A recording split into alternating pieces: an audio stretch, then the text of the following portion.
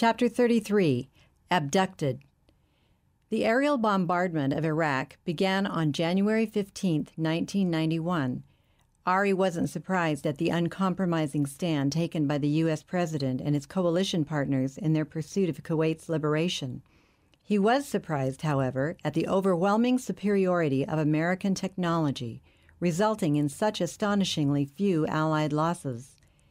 The allegedly invincible Republican Guard was pinned down and pulverized. Allied air power was making certain that the ground war, once it began, would produce a swift and stunning victory. Based upon inside information from the Post's Mossad connection, Ari had predicted in his column that Israel would not retaliate after Iraq's primitive Scud missiles began dropping hit or miss on Israeli civilians. The butcher of Baghdad had invited Israel to dance, but she didn't like the tune. Her leaders were too clever to play into Saddam's hands. This was exactly the position Ari had taken months before, and for which he had been soundly taken to task by a number of readers, including members of the Knesset. Now he had been vindicated. Iraq's cold-blooded leader had threatened to, quote, burn Israel with chemicals, end quote. Thus, every Scud attack carried the potential of unleashing poison gas or biological warfare against defenseless civilians. It was a time of great trial for that beleaguered nation, especially since its vaunted military, which had always been swift to take revenge in the past, was not allowed to retaliate. Such inaction created a national sense of helplessness. Ari learned firsthand a further lesson in what it meant to live under the constant threat of a war of extermination against the tiny nation that had finally become his own. Miriam was now coming up from Tiberias each weekend. She and Ari spent every possible moment together. It seemed rather obvious to Yaakov and other relatives in Jerusalem, who saw little of Miriam on these regular visits, that something serious was brewing between these two.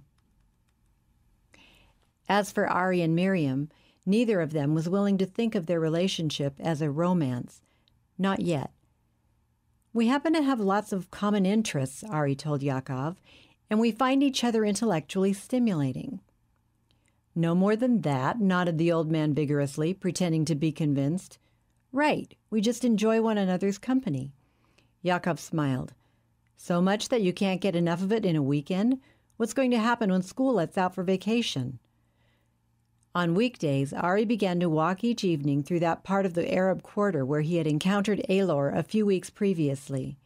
He would even buy a cup of orange juice from the same street vendor and stand nearby, drinking it slowly, warily, in the hope that this amazing person or entity, or whatever he was, might make another appearance. It would be most interesting to get Alor's views on the Gulf crisis, perhaps a fresh insight that he could even put in his column without, of course, divulging the source.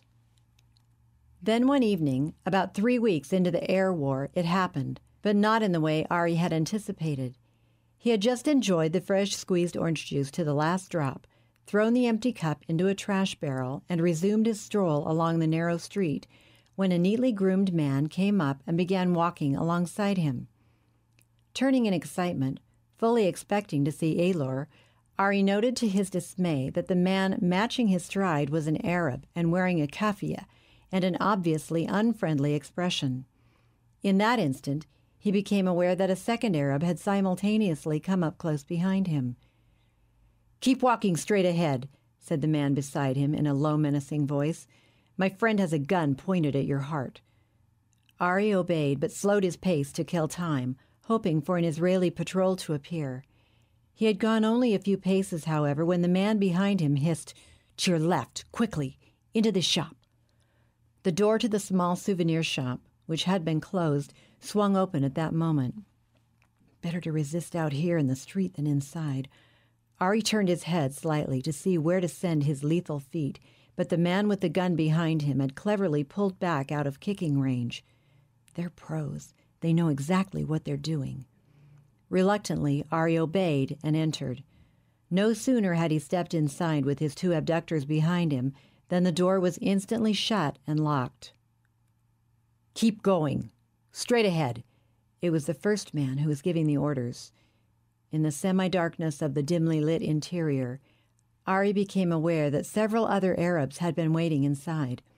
They fell in with Ari and his captors as they moved between two rows of merchandise toward the back of the long, narrow store. Through another door, they entered a low-ceilinged room in which Ari was ordered to sit on a lone wooden stool in the center while his captors gathered around him. He was blindfolded and, with a jerk, his hands were secured tightly behind his back with some kind of hard plastic that cut painfully into his wrists. I lost my only chance. No way now. Who are these guys? What do they want? We read your newspaper column. The words were spoken with evident sarcasm by someone standing directly in front of him. Again, it was the voice of the Arab who had first accosted him in the street and who seemed to be in charge. I'm glad you do, said Ari. I work hard writing it, so it's nice to know that I have some readers. A smashing blow to the head from behind rendered Ari senseless for a moment. He would have fallen from the stool had not strong hands supported him. We do the talking here, growled the voice in front of him. You answer only when you're told to. Understand? There was an ominous silence. Then the same voice continued. We don't like what you write. It's Israeli propaganda. Prejudiced. No sympathy for Arabs, especially Palestinians. I try to be objective, insisted Ari. Another blow, this one from the front, left his head spinning and his ears ringing and the taste of warm blood in his mouth. Let's finish him right now and be done with it, said someone to his right. Why waste time with this scum? A low murmur of heated conversation ensued.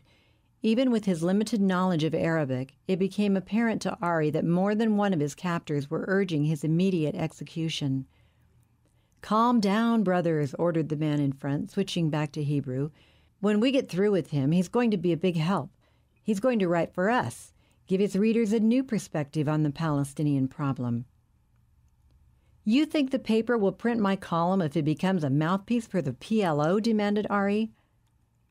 You're intelligent, educated, clever, came the quick response. You can make it subtle at first, okay? A little here, a little there, nothing too obvious. As a journalist, I write what I believe is true, interrupted Ari defiantly. Shut up! You'll write what we tell you to. You've got no choice. You're on the PLO's death list, and there's only one way to get out of here alive. We have guaranteed ways to persuade you. Better do it the easy way. It's not so messy. Agreed? Suppose I say, okay, you let me go, but I don't write what you want. What then? The whole Israeli army can't protect you. We'll get you, and when we do, you'll wish you'd never been born. So this was what it was like to face death. Nikki, and now it was his turn. At least hers had been instant. These monsters knew how to extract the last agony from their victims. And Miriam, just when they... Never mind. At least he'd go standing for his principles. He wished he'd done a better job of that in the past. But now, at least now, with great effort, Ari pulled himself upright on the stool. Go ahead, he said. Kill me. I won't be your mouthpiece. Oh, we wouldn't kill you. The voice was as smooth as oil. That would be too easy. We have other methods. Ari clamped his mouth shut. He would not say another word. There was no point in it. That was part of their game, to get him into some bargaining discussion and bit by bit bend his will. Never. You have a son in Paris, Ari Paul. He'll soon be a year old. Ari sank down in despair. My God, they mean it. If I had my hands free for 1 minute, I'd take some of them with me. We could have him here tomorrow. We have a little game we play. You watch and we torture. We have a soundproof room. Babies scream a lot. What do you say? A long, terrifying silence followed. Ari thought carefully. There was only one way to save his son. He would get these men so enraged that they would kill him right now. Then his son would no longer fulfill any purpose for them. I'll tell you what I say. Ari steeled himself. His hands were tied, but he had 2 free feet. You know what I think of monsters who would torture a baby? He jumped up from the stool, and his knee went instantly into the groin of the man in front of him. Swiftly, he lashed out with his other foot where he thought someone had been standing just behind him, but found only empty air. A blow from the side knocked him to the floor. A tremendous crash and a chorus of shouts seemed for the briefest of seconds to be ushering Ari into some otherworldly hall of fame. It wasn't his own heroics, however, as he immediately realized, that were precipitating this commotion. Stampeding boots, yelled commands, oaths, a brief scuffle, and it was all over. 4 strong hands lifted him to his feet and pulled the blindfold from his eyes. Ari looked around in astonishment. To his great relief, he saw a dozen Israelis in plain clothes with Uzis and now clearly in charge. The Arabs were on the floor with guns at their heads, being handcuffed, a look of stunned disbelief frozen on their faces. "You're a lucky man, Thalberg." The speaker was tucking a .22 caliber Beretta, the preferred weapon of Israel's Mossad, as Ari mentally noted, into his belt under his jacket. How did you find me?" gasped Ari. His head was aching, and he felt on the verge of losing consciousness. "We've been watching this place for weeks. It's a PLO safe house. Had it bugged. We just happened to be listening when they brought you in, or you would have been a dead man. You couldn't take them all on, blindfolded and hands tied. I'd rather die than make a deal like that. They would have tortured you first. You're a tough customer, but they would have had you screaming. I wanted them to kill me. Then my son wouldn't have been of any use to them." Already the commander was on his handheld radio. "We've got 6 of them. Thalberg's okay, but he's hurt. I want an ambulance outside the Damascus gate immediately. Out." The commander was clearly in a great hurry. "Okay, let's get these guys out of here. The back way. Schwartz and Lemke, pick 2 other men and stay behind. The next shift will come in the back door at 4 o'clock. They'll open the shop in the morning. I want everybody arrested who comes into this place. Customers, anybody. No exceptions for any reason." A man on each side supported Ari as they hurried to follow the commander of the unit out the back way. Following a narrow passageway between buildings, they arrived at the next street. 6 unmarked cars were waiting. "Not a word about this to anyone," cautioned the commander as he helped Ari into the back seat of one of the cars and climbed in beside him. "It never happened, okay? We're still working on the case. This isn't all of them, and we don't want any leaks." "Okay," said Ari, "but I'd sure like to thank you publicly. You guys deserve it. I owe you my life." "We're not in this for thanks, just survival."